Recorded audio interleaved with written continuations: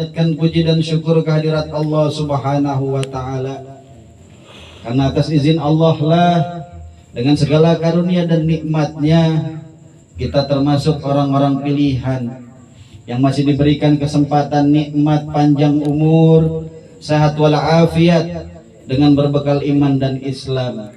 Berapa banyak saudara-saudara kita yang sebulan lalu masih bersama kita beraktivitas, pada hari ini telah dipanggil oleh Allah Subhanahu wa Ta'ala.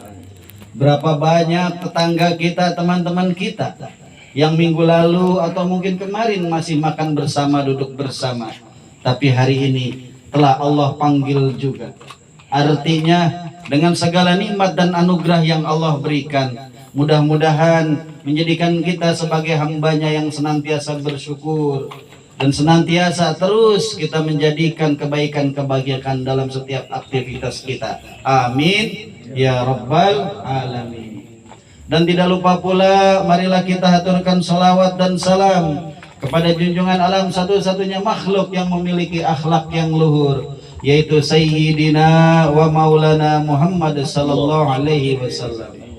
Mudah-mudahan kita benar-benar diaku sebagai umatnya yang senantiasa menjalankan segala perintahnya, menjauhi larangannya, dan juga berakhlakul karimah. Amin ya rabbal alamin. Jamaah majlis zikir bulanan yang insyaallah dirahmati oleh Allah Subhanahu wa Ta'ala. Pada malam hari ini, alhamdulillah, atas izin Allah kita dipertemukan dalam rangka silaturahim, mempererat ukhuwah Islamiyah, yang mudah-mudahan niat tujuan kita menjadi pelebur dosa kita bersama, menjadi wasilah asbabiyah dikabulkannya segala hajat kita. Amin ya rabbal alamin. Yang sama-sama kita muliakan dan kita hormati, wabil khusus dan khusus para tuan guru, para asatid, yaitu Al-Mukarram Al-Muhtaram Al-Ustadz Hendrik yang baru saja memimpin zikir tahlil dan tahmid, Al-Mukarram Al-Muhtaram Al-Ustadz Mustaqim yang tadi juga memimpin pembacaan surat Yasin bersama-sama, dan juga di sini ada tokoh masyarakat dan tokoh agama, yaitu Bapak Ustadz Safruddin, yaitu beliau adalah mantan ketua GP Ansor. Beliau ini pelopor dalam organisasi Islam yang luar biasa. Dan juga ada tokoh masyarakat Bapak Haji Ahmad, wabil khusus sahibul hajat, yaitu Bapak Agus beserta keluarga. Mudah-mudahan sahibul hajat beserta guru-guru dan semua yang hadir, selesai dari acara ini Allah ampuni dosa-dosa kita semua, keluarga kita, anak keturunan kita, dan yang menjadi hajat tujuan kita dikabulkan oleh Allah Subhanahu wa Ta'ala. Amin ya mujibas sa'ilin. Pak, nyantai Pak. Aki-aki bawa buntelan, dibawa ke balik papan, bikinin kopi rada kentelan, biar jamaah nggak pada kesurupan. Nggak apa-apa, sindirin baik sahibul hajat ya. Iya. Jangan lupa sahibul hajat ini, biar kata saudara ya. Jadi kita saudara ini, adik iparnya Pak Agus. Anak itik dimakan tikus, dibawa ke rumah Pok Imah. Ambil plastik terus dibungkus buat ntar dibawa ke rumah. Canda, bercanda, serius gitu boleh. Alhamdulillah wa syukrulillah bahwa kumpulnya kita di sini tidak lain tidak bukan semata-mata mengharapkan keridhaan Allah Subhanahu wa Ta'ala dan juga menyambung silaturahmi. Berdirinya atau duduknya Al-Fakir saat ini, mohon maaf kepada para tuan guru, para tokoh masyarakat, sesepuh, tidak ada maksud menggurui. Al-Fakir tidak merasa lebih hebat, lebih pintar, tidak. Ini kita sama-sama belajar mudzakarah, kita sama-sama saling mengingatkan. Mudah-mudahan kumpulnya kita membawa manfaat berkah dunia selamat akhirat. Amin ya rabbal alamin. Pada malam kesempatan hari ini, Al-Fakir hanya ingin kita saling mengingatkan, khususnya buat diri Al-Fakir dan keluarga, bahwa hidup ini 4 tahun terakhir Pak, semenjak si Covid, tamu nggak diundang. Itu tamu kurang adab itu, kagak pakai permisi, kagak pakai kenalan dulu, main be masuk ke Indonesia ya, itu si Covid itu. Orang makan ya kenalan dulu, saya Covid dari mana, tujuannya apa gitu ya. Tamu kagak diundang. 4 tahun itu kita, 3 tahun Covidnya, setahun ini habis Covid, buset belangsak ya, berasa ya. Yang usaha rada susah. Yang dagang cilok biasa sehari laku 100 tusuk, ini 20 tusuk dia pengen ngeden-ngeden. Ya. Keringet sampai segede jagung, keliling muter, kentut sampai 14 kali. Cilok timbang laku 14 tusuk. Ya.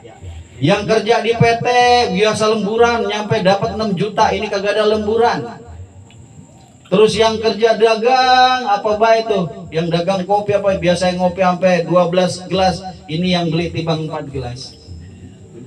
Lalu di rumah tangga juga, ini lagi banyak bemo, Pak. Bemo masuk rumah, Pak. Siapa itu? Bini kita. Apalagi kalau tanggal 2. Kalau kita ngasih belanja timbang 20.000, itu bemo ada di rumah tuh bemo. Manyun deh kayak bemo ya. Tapi kalau tanggal muda itu udah kayak tim hadroh bini. Rame muji kita. Kenapa? Makanya jadi suami kudu idep. Kenapa kita harus hidup? Kalau kita memiliki nikmat, Pak, maaf, jangan sekali-kali kalau kita dapat rezeki sering ngenti sama bini, jangan. Susah ngumpetinnya, pasti kayak ketemu pasti.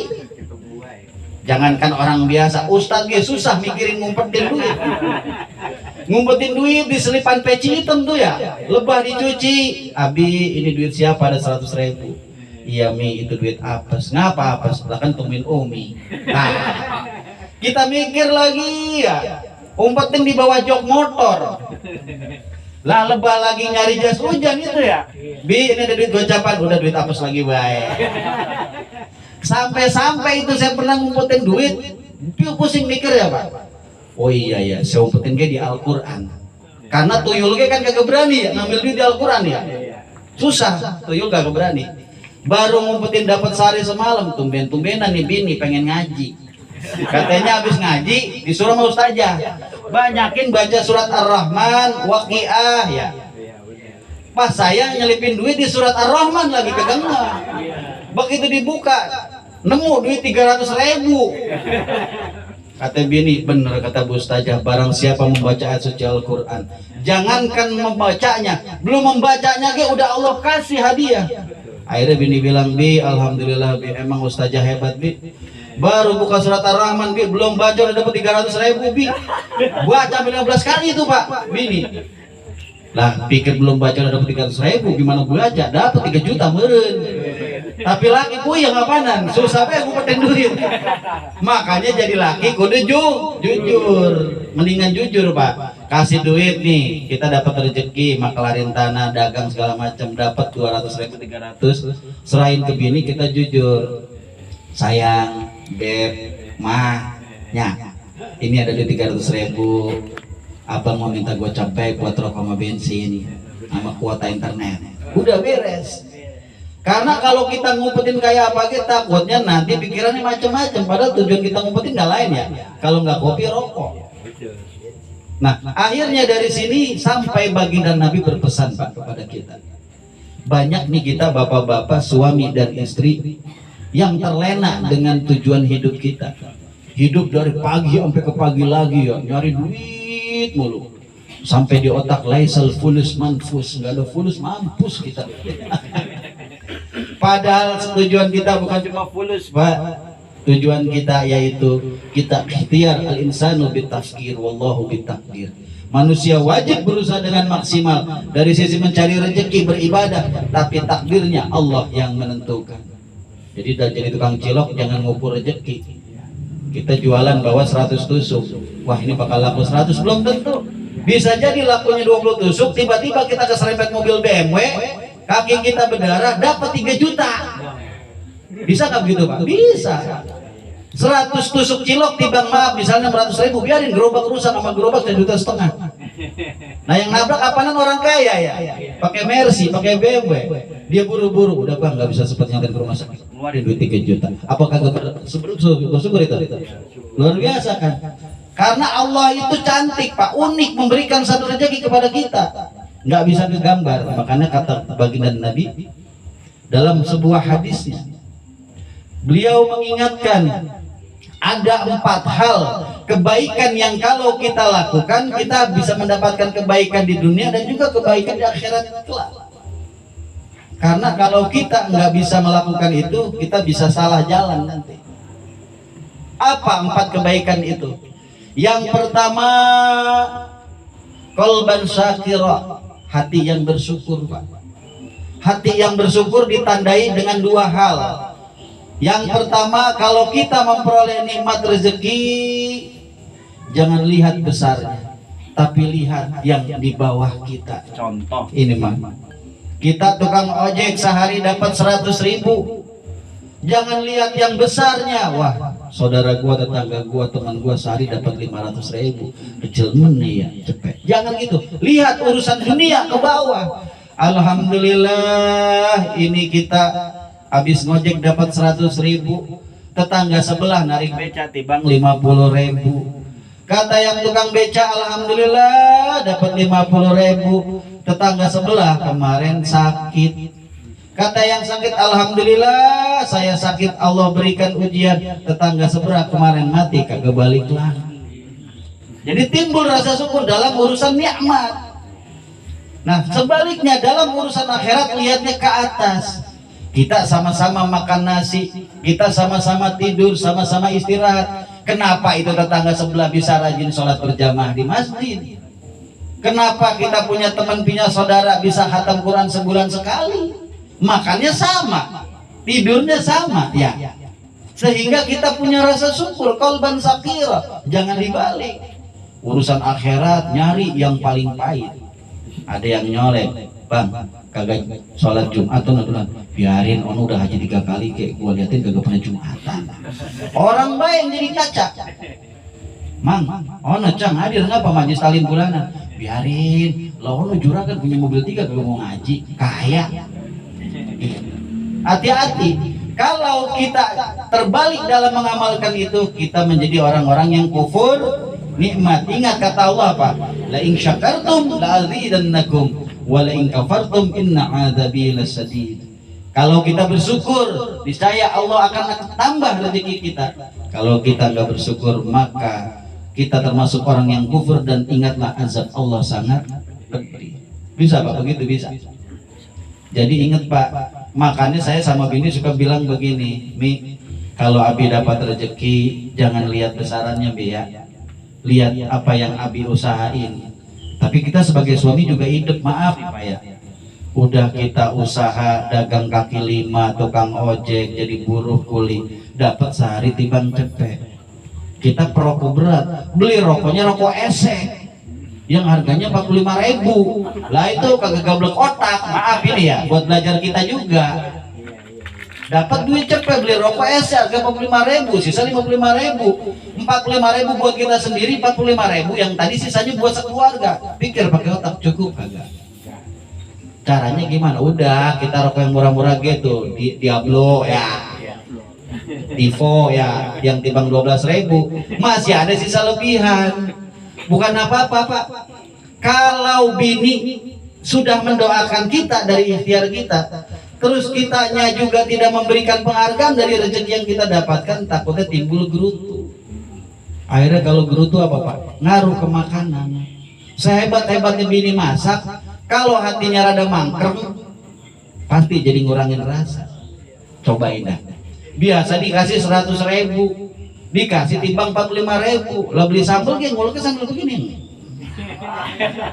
Bisa jeruknya lagi kagak tahu diri pisang hitam katanya, udah pesek. Hari ini 45.000, beli beras udah seliter 12.000. Itu gas sudah habis, token listrik udah bunyi, dasar laki PA bet kagak tahu diri, PA. Akhirnya apa? Yang harusnya nyampurin ada garam ada gula, garam semua dicampurin. Ya. Tapi kalau kita bersyukur, nih mama, nih neng, nih ayang, dapat 100.000, timbang ngambil 12.000 buat rokok. Wah ikhlas. Nguleknya ke sambil sholawatan ya Pak ya. Iya, makanya kalau punya suami sama istri rajin ngaji, nih dikasih rezeki nih, bini nguleknya enak Pak. Sallallahu ala Muhammad. Bahkan kita jadi mengen ya dari belakang kopi ini. Pas hari Kamis malam Jumat pisan bikin sambal samping ikan lele, ntar makan mantar. Yang penting ono dulu no kasur, ganti spraynya yang baru. Ya. Lah enak kalau dikasihnya cukup. Ya. Terus Pak, kalau sebagai tanda syukur kita utamakan keluarga. Kenapa? Ingat kita sama-sama udah tahu loh Pak. Ku anfusakum wa ahlikum nar. Jagalah kamu dan keluarga kamu dari api neraka. Bukan artinya jagain kayak anak ayam, bukan. Dua Pak. Dari sisi dunia penuhin kebutuhannya, sandangnya. Sandang itu tahu Pak apa? Pakaiannya, pangannya, makannya, papannya, tempat tinggal. Dan kedua kebutuhan rohaninya. Jangan ini suami rajin ngaji, bini kagak pernah diajakin suruh ngaji kemana-kemana. Ajak Pak, kalau perlu ketika ada ustazah atau ngajar di mana ajak tuh di sono tuh gitu. Nah itu ku anfusakum walaikum nar, minimal dari sisi dunia. Contoh aja contoh. Kalau kita mau istri kita terlihat cantik, saya mau tanya butuh modal nggak Pak? Ini jangan laki egois banget, dikit-dikit nyari pos 2, pos 3, pos 4. Lama-lama jadi hansip. Banyak banget posnya lah, iya hansip. Jangan dikit-dikit ngelirik janda sebelah, ngelirik yang lain, jangan Pak. Ibarat kita punya motor walaupun Honda 800, bener nggak? Tapi kita ngerawatinnya, kita cat, kita lap, kita cuci, kinclong nggak? Begitu kayak bini Pak. Ini pengen bini kelihatan wangi, sebulan sekali timbang dibeliin terigu. Beliinnya minyak krem. Bini main di dapur baik, ngirisin bawang, bau bawang. Dari dapur licin, keseleo, jempolnya pakaian salep 88. Tidur, ruangannya banyak nyamuk, pakai autan. Lah terus nyalahin bini. Makanya saya masih belain nih, kalau ada perempuan saya belain, laki dulu kita introspeksi diri. Karena apa Pak? Kalau kita tulus membahagiakan istri, yang harum namanya kepala rumah tangga, bener nggak? Coba ada buktiin, bapak kagak usah urusin bini, kagak usah kasih uang belanja, gak usah beliin pakaian, gak usah kasih minyak wangi, gak usah kasih bedak. Bini keluar dari rumah, udah kayak nenek lampir. Yang dia omongin siapa? Tuh lihat tuh, istri Pak Haji tuh begitu tuh. Rambut aut-autan, jalan semriwing, baunya 7 rupa. Masa keluar ke pasar pakai baju daster, penitinya sampai 17. Ilok dah, ini anak Pak Awa, istri Pak Haji. Keluar lagi istri Pak Lurah, sama kagak diurusin. Buset istri Pak Lurah itu baju sampai 17 tambahan. Rambutnya sampai kuil-kiwil, sampai keriting. Bener nggak Pak? Tapi kalau kita modalin istri tulus wangi, kita tuh Pak yang dipuji. Tuh lihat tuh Pak Haji, istrinya barusan lewat 1 kilometer, wanginya nggak hilang-hilang. Beliin Pak, bisa beliin. Ada yang rada murahan, itu apa Pak? Sari Ayu. Naik lagi dikit Mirabella. Ada lagi Revlon. Bedak nih, yang paling bagus Tulji. Paham meren, paham. Kali-kali kalau lagi bisnis maklarin tanah tembus sekian juta, beliin Pak bini bedak Tulji. Bedak Tulji ada 2 Pak, yang botol kecil harga 250.000. Itu sekali pakai Pak. Saya udah nyobain kalau pakai Pak, itu pipi istri, wajah istri bisa buat ngaca. Yang botolnya putih, tutupnya hijau, Tulji itu 250.000. Yang besarnya 750.000, bisa pakai pagi siang malam. Jadi enak. Ketika malam Jumat sunnah Rasul, kita kagak kaget. Cerah nih, wangi, istri bersih. Ini jangan istri dibeliinnya bedak yang harga tipang goceng. Malam Jumat mau sunnah Rasul, Rabu dimatiin redup. Begitu nengok, ya Allah ini kuntilanak begini gua ya. Udah bentuknya kagak jelas, baunya 7 rupa, kagak wangi-wangi pisan. Yang dosa siapa Pak? Suami. Makanya yang pertama kata baginda Nabi, kalau kita mau mendapatkan kebahagiaan di dunia dan di akhirat, qalban sakiro, dimulai dari ku anfusakum wa ahlikum nar, jaga kamu dan keluarga kamu, urusan dunianya dan urusan akhirat. Lalu yang kedua, apa yang kedua? Yang barusan kita lakukan Pak, ini majlis dzikir, majlis talim ini jangan sampai kendor. Apalagi naudzubillah sampai berhenti, jangan Pak. Karena apa? Walisanan dzakiro Orang yang lisannya selalu berzikir, kata Allah apa? Barang siapa hambaku berzikir kepadaku, maka aku akan mengingat dia juga, mengingat hambanya. Ya nggak apa-apa, tahap pelatihan zikirnya nggak pakai meresapi, nggak apa-apa. Afdalu dzikri fa'lam annahu la ilaha illallah. Aduh, beras tinggal seliter. La ilaha illallah. Bocah belum beres sekolah. La ilaha illallah. Cicilan motor 2 hari lagi. La ilaha illallah. Ini belum beli bedak. La ilaha illallah. Dapur gentengnya bocor. La ilaha illallah. Gak apa-apa bagian. Untuk melatih, Pak. Gak apa-apa, guru-guru kita yang sudah usul nyampe ke Allah biarin. Itu bagus. Gak apa-apa. Ada lagi zikir, ya Latif, ya Latif. Ini karena dia habis ditipu tadi siang jadi kecampur. Ya Latif, ya ketipu, ya Latif, ya ketipu. 300.000 gua ketipu, ya Latif, ya ketipu. Gak apa-apa bagian, lakuin aja zikir gitu. Itu namanya buat melatih kebiasaan. Bagaimana bisa kita zikran katsiran, zikir sebanyak-banyaknya kalau nggak dimulai dari latihan? Karena zikir itu pada hakikatnya 2, zikir jahar dan sir atau khafi. Zikir sir khafi itu udah penjiwaan di dalam hati. Itu tahapannya berproses. Minimal tadi kagak apa-apa. Bahkan ibu-ibu saya pernah perhatiin, Pak, acara maulid mahalul qiyam. Ya Nabi, lagi mahalul qiyam sampai ngurusin kebutuhan kreditan gamis.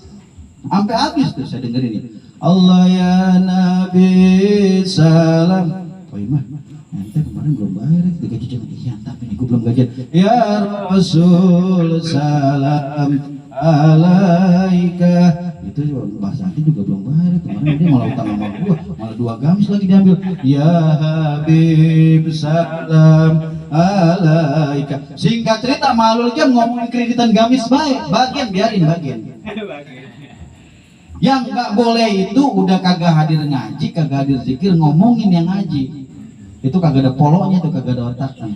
Berarti yang kedua, orang yang akan Allah berikan berkah baik dunia akhirat, walisanan dzakira, yang lisannya berzikir.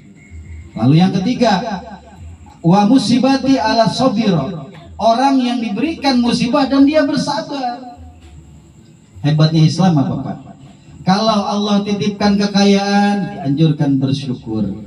Kalau Allah uji dengan kemiskinan, kita dianjurkan bersabar. Tuh Islam luar biasa. Jadi Islam itu apa? Kalau mau masuk surga, jawabannya tadi di 2S. Sabar dan syukur. La yadkhulul jannah illa sabir wa syakir. Tidak akan orang bisa masuk surga kecuali dengan sabar dan syukur. Profesi bukan ukuran, Pak. Ustadz Kiai yang ditempuh ujungnya apa, Pak? Sabar dan syukur. Orang alim semua, walaupun kita bukan ustadz, ketika kita bisa memantapkan sabar dan syukur kita, maka insya Allah akan Allah berikan surganya kepada kita semua. Nah, tanda sabar diantaranya apa? Tadi nyambung banyak zikir, banyak baca Al-Quran. Kalau kita dikejar-kejar bang emok, debt collector, ada satu amalan, Pak. Sering banyak baca inna lillahi wa inna ilaihi rajiun, insyaallah aman. Cobain. Siang-siang nih, orang Ambon misalnya apa? Selamat siang. Siang, langsung ya. Inna lillahi wa inna ilaihi rajiun. Inna lillahi wa inna ilaihi rajiun. Kata yang nagih, wah udah ada musibah nih keluarganya. Kesian. Besoknya balik lagi. Ganti orang lagi apa nih hidup kalaktar ya?